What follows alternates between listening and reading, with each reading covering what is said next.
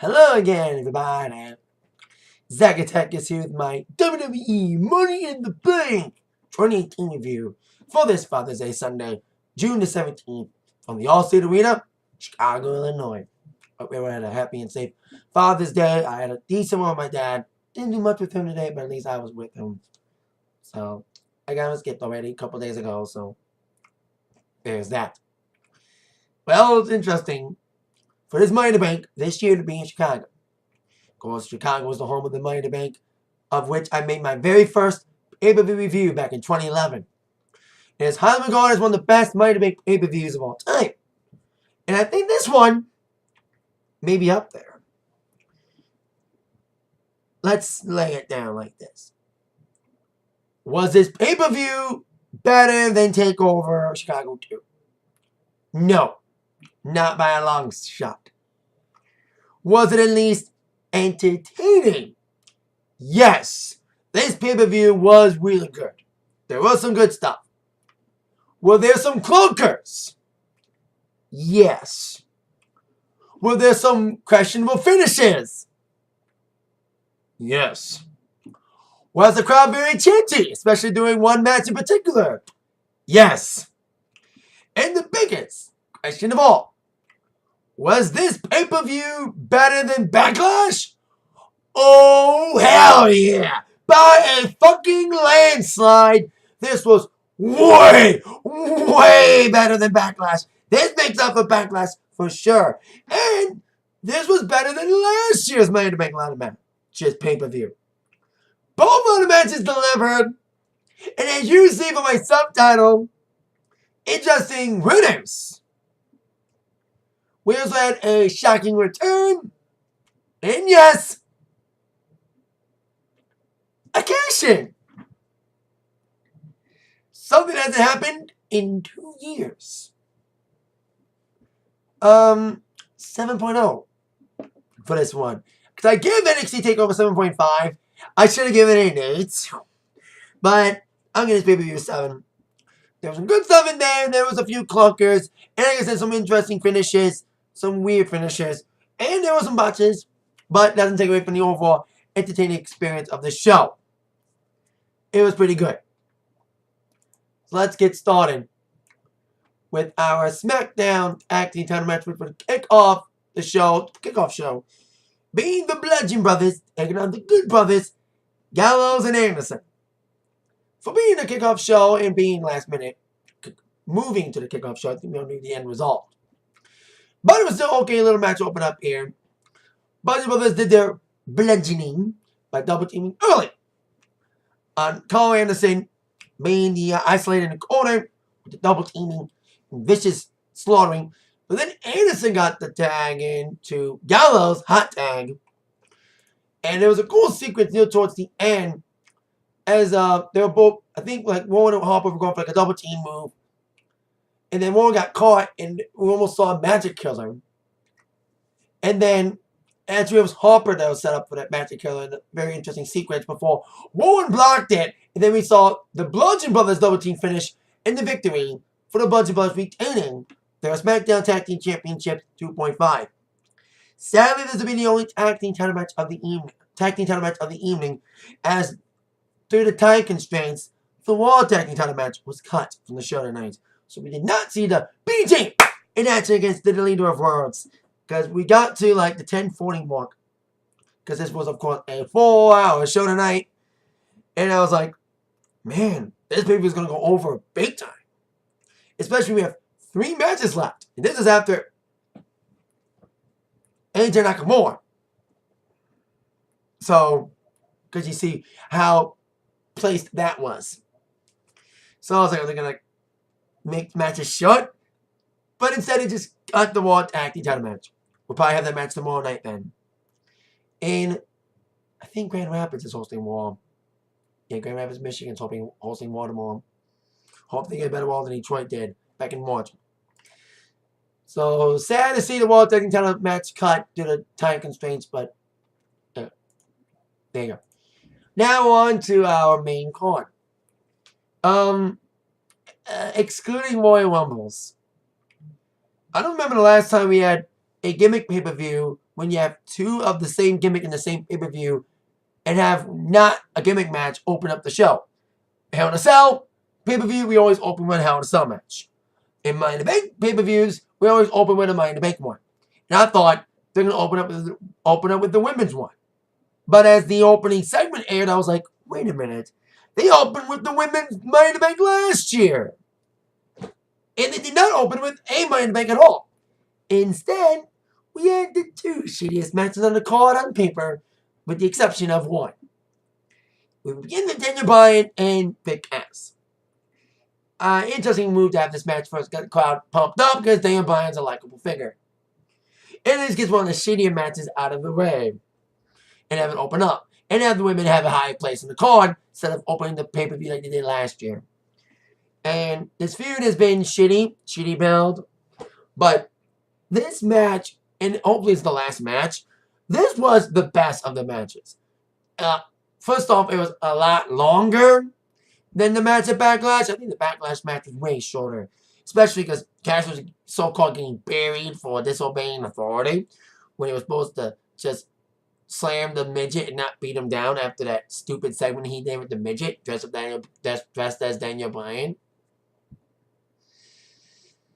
But today, a lot more offense.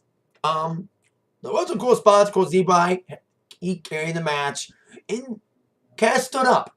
He did his big moves, the tilt-away slams. But the coolest thing he did, a cool little move, like a torture wax slam thing. You should keep that. He did it twice in the match. And I like that. Cool little maneuver. He got a lot of heel heat. I also like the four-way slam of the top rope. That was a cool spot too. So Cass stood up. He stepped his game up a bit. You know, he still hated on, but he improved a lot. He has some big moves. But of course, D-Bryan was going for the injured leg, targeting it throughout the match, and trying to put Cass in as many submission holds, including Yes Lock and the heel hook. Yeah, the new was intense, and delivering all the other D-Bryan greatest hits, like the Yes Kicks, and of course the running knee. We did see Cass be put in the heel hook, and for the second straight pay-per-view in a row, he tapped out. So it's making Cass a big giant. Some say, oh, Cass is buried because he lost to D-Bryan twice. But it's Daniel fucking Bryan. What'd you expect? If Daniel Bryan lost, they would have been a Wyatt. And they would have shit on the entire pay-per-view. We are in Chicago after all. They would have trolled the rest of the pay-per-view if D-Bryan would have lost. Especially if we got to matches later in the card. We get more trolling than usual. But 3.0. I didn't expect this match to be any good. But it was pretty good. Better than their other match. Maybe not saying much. But Cass looked good here. He had a great performance. But he lost yet again. And hopefully his feud is over. And Cass can move on. And build himself up to be more of a heel than he has been in recent months. Now, speaking of shitty feuds. On with our second matchup. Of course, first match was on the SmackDown side. One to the Raw side. Before we get to that, I do want to mention a very funny backstage segment that happened in between matches. Kevin Owens was seen during the pre-show with a bag, and they said it was. Announcer asked if it was pancakes. He said no, yet he was handed syrup. So he did go to the New Day's locker room. We didn't know at the time who the New Day member, which New Day member would be represented in the Money in the Bank ladder match. Of course, we find out in the match itself. Spoiler alert. I won't tell you who yet. Won't tell you who till the match itself. Making you wait. Like we had to wait till the match itself to find out which New Day member was in it. Anyway, KO was trying to give New Day a gift. The gift of pancakes. To try to help him team up against Strowman. He was trying to use the same strategy he did last week in the Fatal 4-Way. Trying to get, because Strowman was the biggest threat in the match. And Owens like, hey, you take him out, we'll do good.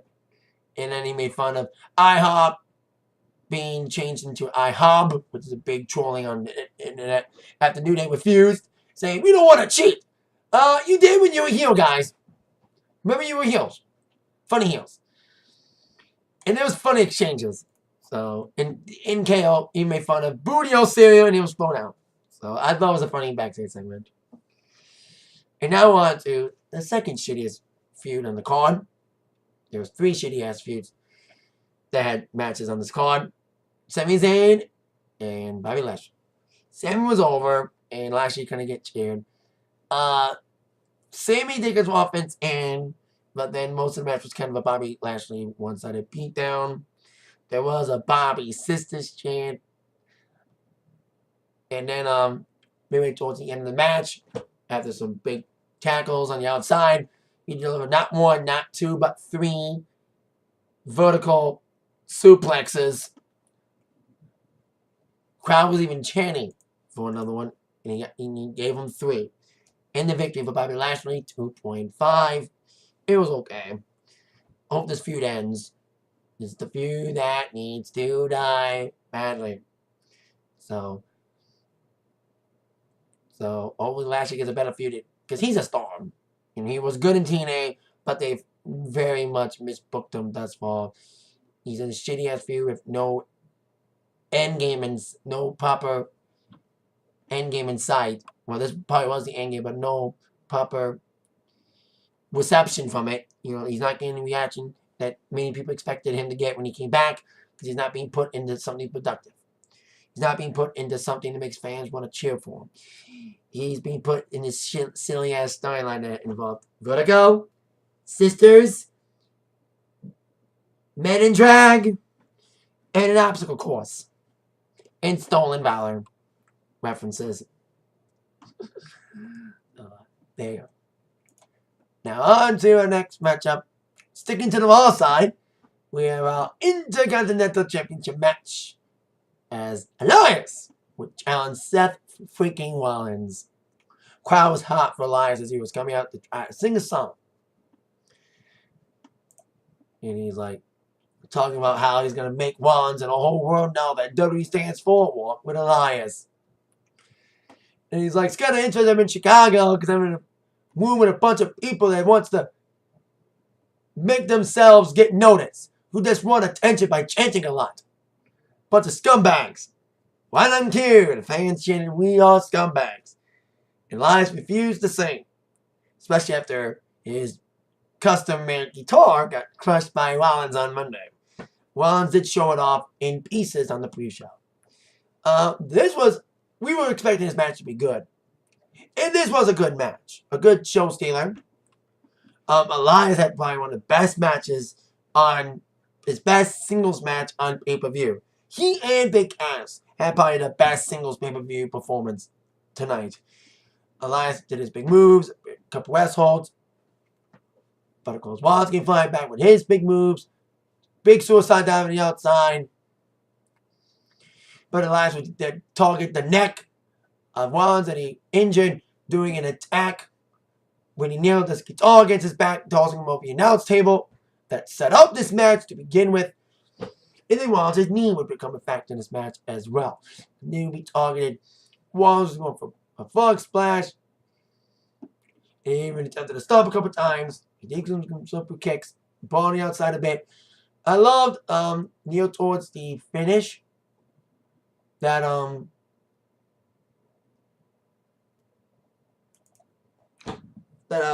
we did see a drift away attempt, but then Rollins was going for a move, and then Elias, I think he was going for a dive, and then Elias went out of the way.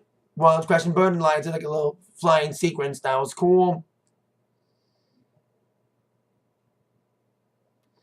And that was like probably the closest Elias ever gotten to the match. Yeah, that's it. Yeah. Rollins did a dive. Elias sidestepped it. And they sent Rollins into the post. And then into the stairs. And then dragged him back in. Did an elbow. And that was, like I said, the closest Elias ever got to winning. But the finish was interesting. Near towards the match, they both tried to go for roll-ups, holding each other's tights. And Elias got rolled up by Rollins in the exchange. And Rollins had the tights and the victory for Seth Rollins. 3.7. Deduct a few points for the kind of a sudden finish. But with that, fun match. You know, crowd was into it. Elias looked impressive in defeat. Like, I love both guys. I got my Rollins shirt on. I didn't find my Elias shirt. It's kind of hot here. Michigan's like 90 degrees today. So I know it's kind of bad to wear black in hot heat. I did it a few weeks ago. My cousin, who shares a birthday with Seth freaking Rollins, her birthday party was the day before Papa birthday and Seth's Papa birthday. And it was like 90-degree weather as well. And I wore this shirt just for her because she's a Rollins fan and they share a birthday. And I did it again today. 90-degree heat, wore a Rollins shirt. I was wearing a Elias shirt anyway as well, but I couldn't find my Elias shirt, so I got my Rollins on. So there you go. Fun match.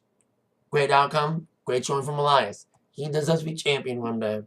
The crowd even wanted, especially doing that exchange.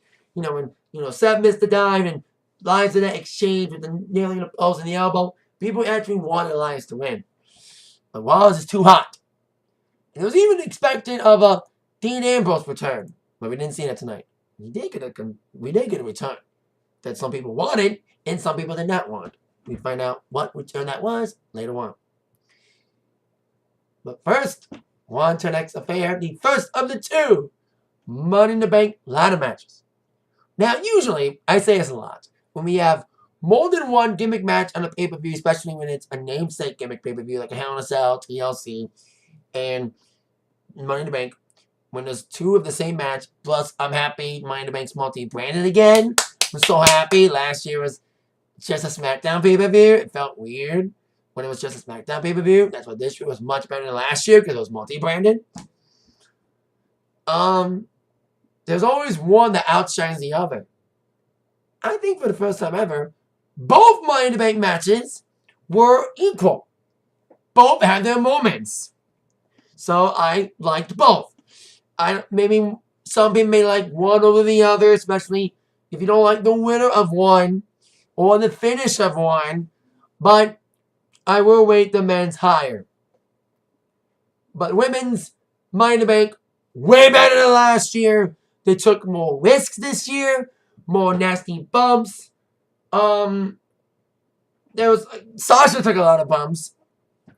That crossbody from Ember Moon to her on a ladder. Damn, that was crazy. I'm a little bit tired today. I'm exhausted from this weekend. Not a lot of sleep. And NXT TakeOver took a lot out of me, especially that main event. So if I get any spots, I apologize. I'm just trying to remember everything. Of course, the participants were, like I said, Ember Moon, Sasha Banks, Becky Lynch, Lana, Naomi, Alexa Bliss, and Charlotte Flair. People wanted Becky to win. Like, Becky was a crowd favorite. So was Lana. Pro Lana getting a lot of Rusev Day chants. And Lana Day. Although, did anyone hear anyone trying to chant, Lana is the best, Lana #1? It's kind of weird. I said that song. And then the commentator mentioned that song right after I said it. It was Corey. Corey mentioned that song. I'm like, I just sang it, dude. But before you mentioned it. That was kind of funny. So many clever bumps. The only negative, I wish we saw an eclipse off a ladder. I thought we were going to see Ember Moon do an eclipse off the top of a ladder, but we didn't see that. That might have been too dangerous, though. But, hey, they're taking a lot of risk. More risk than at last year's Money in the Bank. We didn't see any Flair moonsault either. So that was kind of a disappointment as well. We didn't see Flair moonsault. There was a spot with Natalya. Like, that was a... I'm trying to remember the spot with Natalya. Trying to remember that spot. We did see Naomi electric chair.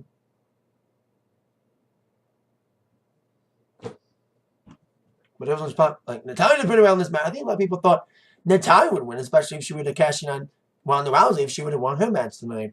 We'll find out later on. But we had a couple botched endings, a couple botched false finishes.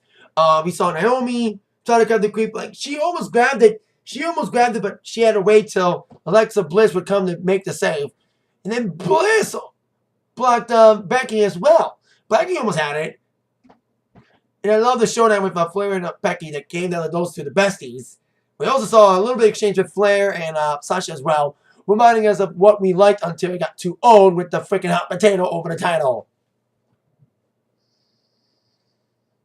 And then after Becky got kicked off by Bliss, Bliss would climb, and surprisingly, Bliss won. Now, don't get me wrong. I'm a Bliss fan. Speaking of wrestlers who share birthdays with people, my cousin Amanda shares a birthday with Rollins. I share a birthday with Alexa. And I'm a big Alexa fan. But I did not want her to win. I wanted either Ember to win or Becky to win, because like the people that no one wanted to see win was Charlotte and or Bliss, because those are the two that have been on the top of the women's title game for so long. It was time for somebody else to get that briefcase and get an instant opportunity at a title match. It has not been the title picture, so I thought it could have been Ember, could have been Becky. So it's kind of a weird surprise to see Bliss win, even though she did not need to win Money in the Bank. But like the match nonetheless. Better than last year, better spots. Like I said, I probably forgot some. I apologize. 4.0 for this Money in the Bank match for the women's.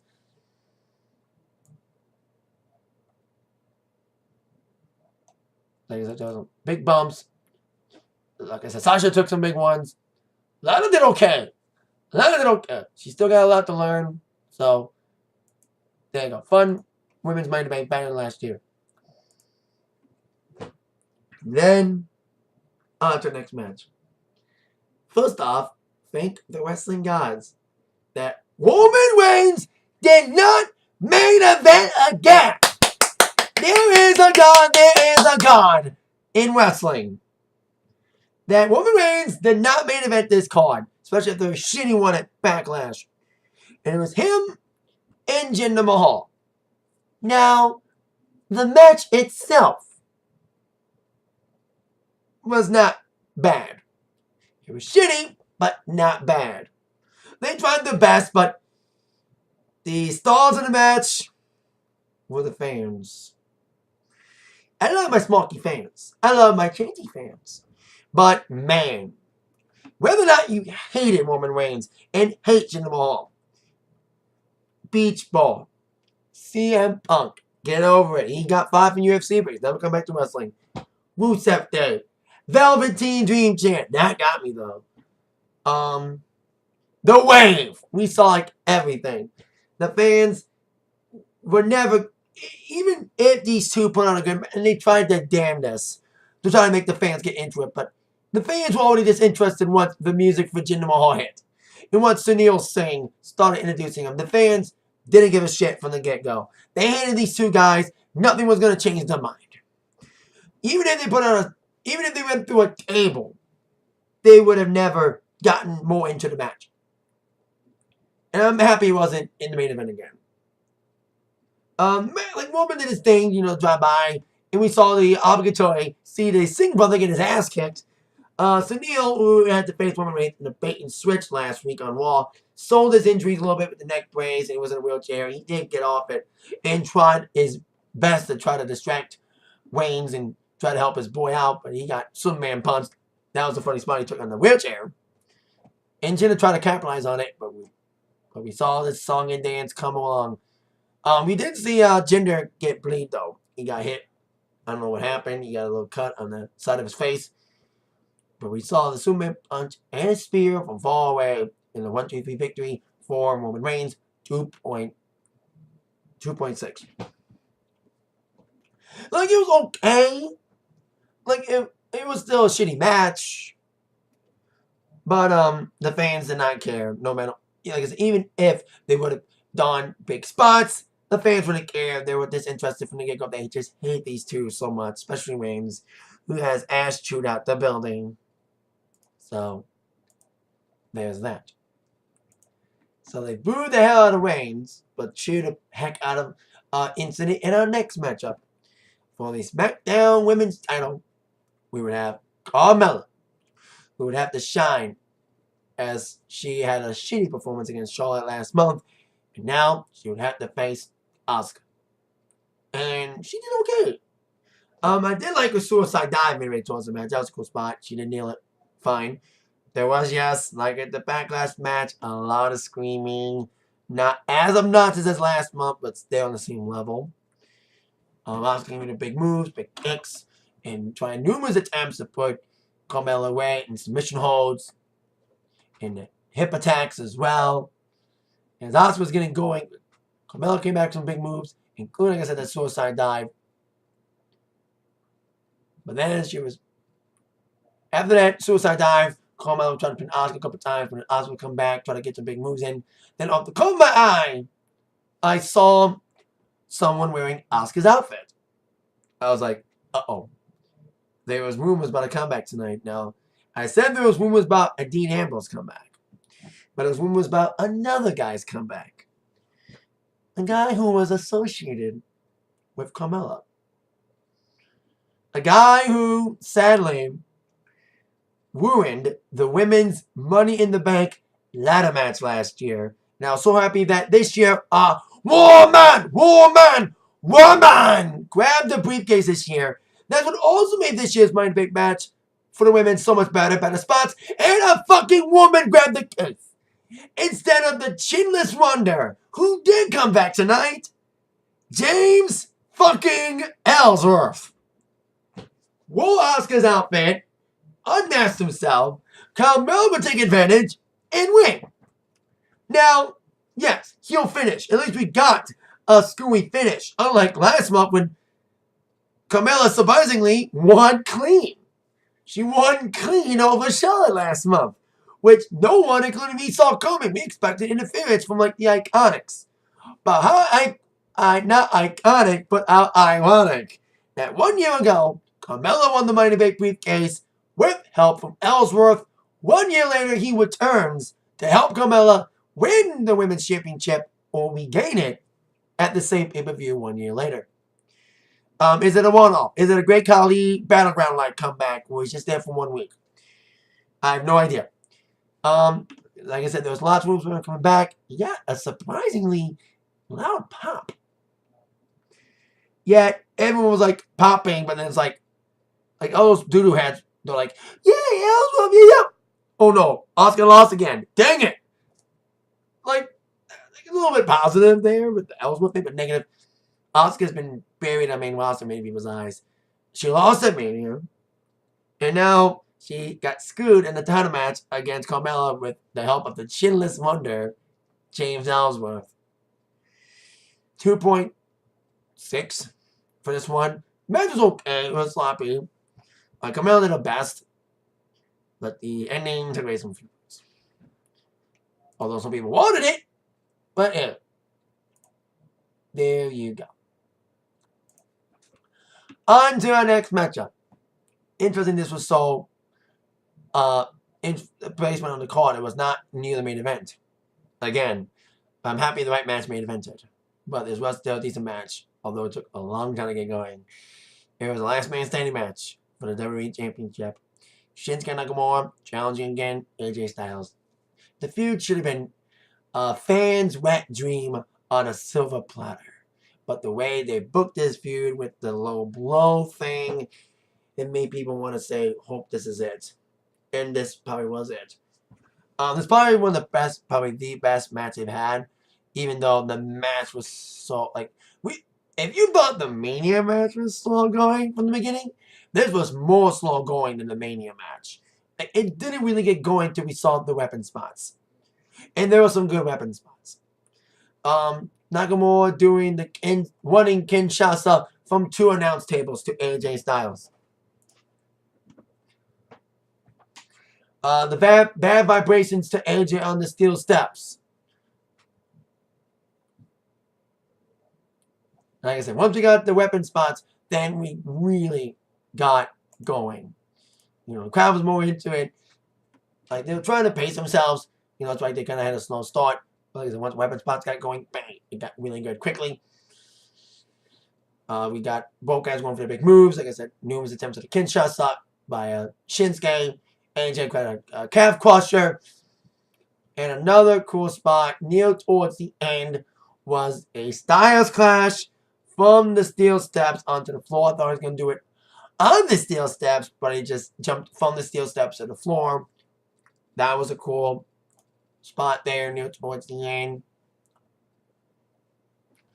If both men was just beating the crap out of each other near towards the halfway point when weapons got brought in and both men could not get the other one down. Especially after the Kinshasa, and also we saw Nakamura did a low blow. And AJ went to drastic ways as well. He would low blow Shinsuke as well, and they'll steel chair at him.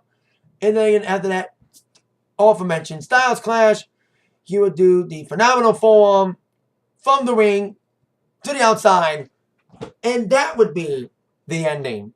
And AJ Styles would retain his WWE Championship. 3.7 for this one. If it was a lot more exciting in the beginning, I would have rated it more higher. But it got going in the later half. It kind of reminded me of the CM Punk John Cena match, but I rated that match higher than this one. It got going a lot quicker. Like, it was a slow start for Nakamura. It was a slow start for Cena and Punk as well. But they got rolling. It took them like 15 minutes to get going. In my mind, it took like Shinsuke Nakamura and AJ like 20 minutes. And then they got going in the halfway point. Weapon spots coming in. Bang, bang, bang. Got more exciting. And then a good finish. And a conclusive finish. Thank God we didn't get a fucking screwy finish again. So who's next for AJ Styles? We don't know. Especially after the outcome of the Money in the Bank men's briefcase match. Find that out very shortly. But before we get to the men's briefcase match, we have our Raw Women's title match. As Nia Jax would defend against Ronda Rousey in a core main event spot. Find out it was a core main event because, like I mentioned, the Raw Tag Team title match was cut. A lot of people asked about this match because it was Rousey's first singles match. And it was for the title. And I'll say this. This match was good. Nia looked great in the first half of the match. She looked like a freaking beast in there. And Rousey sold pretty well in the match. Especially taking some big bumps. She took some nasty bumps. She got a bump on a sit-out power bomb. Nasty sit-out power bomb. That was after Rousey tried to go for the triangle, tried numerous arm submission attempts. And in the midst of that, that's when Nia would counter it and did a big sit-out power bomb, big bump that Rousey took.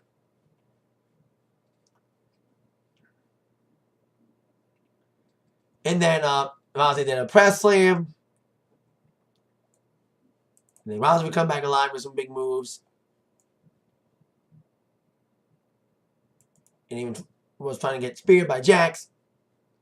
And then we had the armbar, and then Rousey came alive, and she did pretty well. You know, selling was good, French expression was good, and her wrestling style was good for singles match. She shined pretty well in the spotlight of being basically handed a title match without actually earning it. But she looked pretty good, even trying to try armbar a couple more times, and then the finish. A lot of people expected a DQ finish to protect both women, especially Rousey from getting pinned in her very first singles match.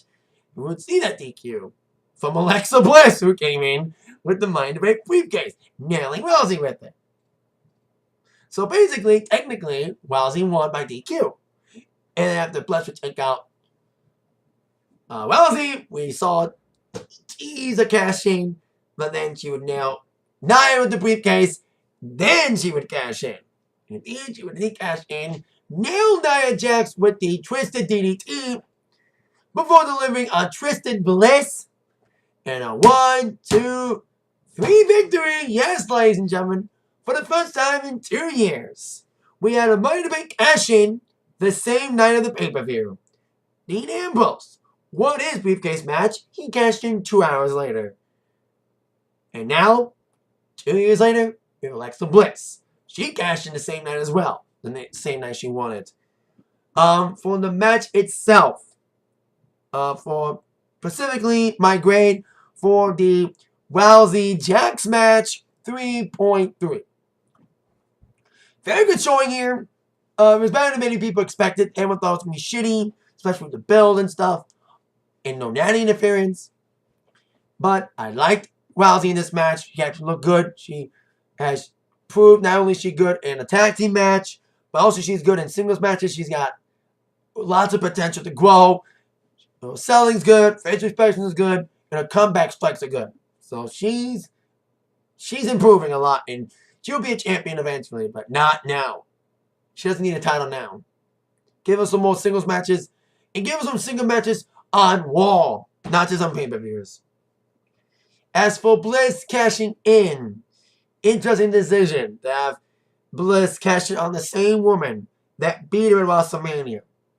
So Nia's title reign will go down as a weak title reign because she only had 2 rivals. Alexa, who she feuded with the most, especially after that shitty feud and backlash, and Rousey. There's probably see a rematch between Jackson, Alexa, maybe either on Raw tomorrow night or at Extreme Rules. And I'm telling you right now, I am not making Extreme Rules review. I will be at a foreigner concert that night. So I won't make an Extreme Rules. And it may be likely I won't be making a SummerSlam review as well. Because I'll be on vacation during SummerSlam weekend. There is no NXT review as well. So that's warning you now. So this might be my last pay-per-view review until September. I'll still make more reviews and stuff. But pay-per-view reviews may be my last for a while. So, very interesting way to finish this match. So now on to our main event. And equal to the women's, maybe some will say better, the men's might make a little match. You would have, on the wall side of things, we would have Finn Balor, Kevin Owens, Braun Strowman, and the glorious one, Bobby Roode. And on the SmackDown side, we'd have The Miz,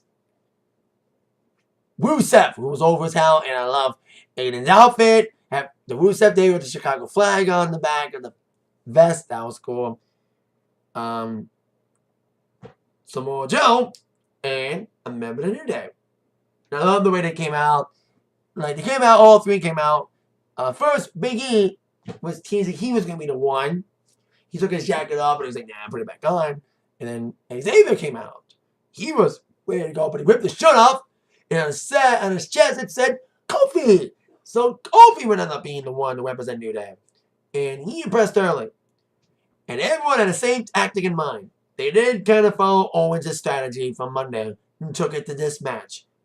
Beat up Braun Strowman. The biggest threat in the match. Everyone brought on Strowman early. And midway towards the match, they took Braun to the entrance ramp and buried him in a sea of ladders. He'd be out for the majority of the match. Kind of did the same move last year. Took a guy out early in the match and let him be out for a few minutes. As what happened last year. Baron Corbin took out Shinsuke Nakamura for the first half of the match. Now we see Braun Strowman be taken out midway towards this point of the match. Great spots in this one. Really good spots.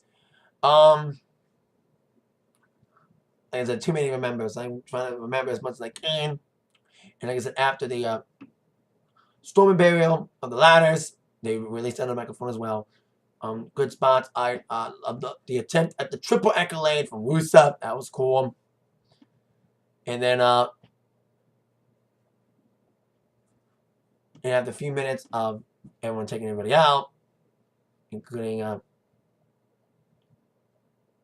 big move from Kobe did like a Trump in Paradise and a boom jump on the ladder as well. Miz tried to steal the match a couple times, trying to come up the ladder.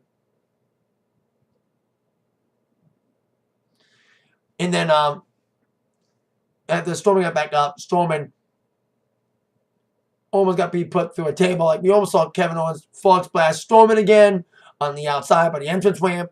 But then he would be pushed off the ladder by Strowman onto a table on the other side. That was a cool spot. They were almost where Gargano nearly killed Ciampa at the takeover last night on Saturday night. So then other spots besides the triple accolade, the coup de grace. There was a ladder on the outside, and from the outside of this ladder, Finn did a coup de grace, jumped over the ring and did the coup de grace off the ladder to the other side of the ring, onto Bobby Roode. That was a cool spot as well. Lobby got nailed against the ladders a couple times. Strong gets a big power bomb, a power slam, should I say.